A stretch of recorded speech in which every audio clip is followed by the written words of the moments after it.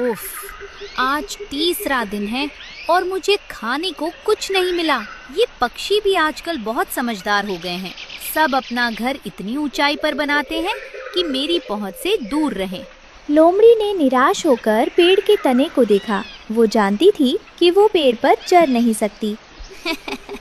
उड़ लीजिए, जितना उड़ना है आप लोगों को, लेकिन याद रखिएगा, जो चीज ऊपर जाती है उसे कभी न कभी नीचे आना ही पड़ता है। मुझे बस किसी की एक गलती का इंतजार है। जैसे ही कोई गलती करेगा, मेरा भोजन बनकर नीचे गिरेगा।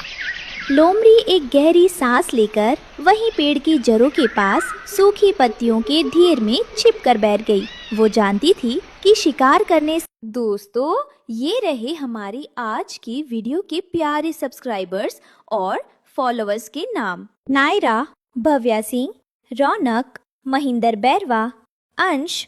जो नहीं चुने गए, चिंता मत करो, अगली बार तुम भी बन सकते हो जंगल के सुपरस्टार। दोस्तों, अगर आप भी चाहते हैं मैं आपका नाम अपनी कहानी में लूं, तो देर किस बात की, जल्दी से कमेंट करके अपना नाम हमें भेजें। से ज्यादा जरूरी शिकार का इंतजार करना है।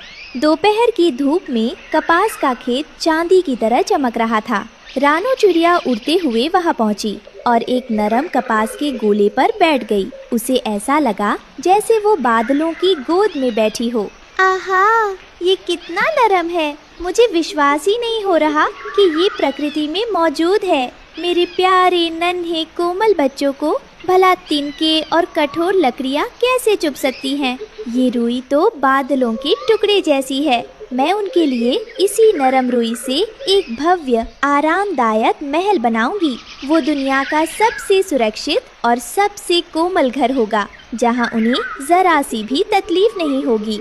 रानो अपनी चोंच में ढेर सारी रुई भरकर जंगल की ओर उड़ चली। रास्ते में उसे हरिया तोता मिला। अरे रानो बहन, इतनी सारी रुई लेकर कहाँ जा रही हैं आप? घोंसला बनाने के लिए तो सूखी घास चाहिए होती है। हरिया भाई, आप शायद मेरी ममता की गहराई को नहीं समझ पाएंगे। घास और तिनके अब पुरानी रूखी सूखी बातें हो गई हैं। मेरे बच्चे फूलों की तरह नाजुक हैं और मैं उन्हें किसी भी तरह की खरोच या असुविधा नहीं होने दे सकती। ये रुई उन्हें भयानक सर्दी से बचाएगी और ऐसा एहसास देगी जैसे वे मेरी गोद में हैं। ये मेरे प्रेम का प्रतीक होगा, एक ऐसा घर जो सिर्फ कोमलता से बना होगा।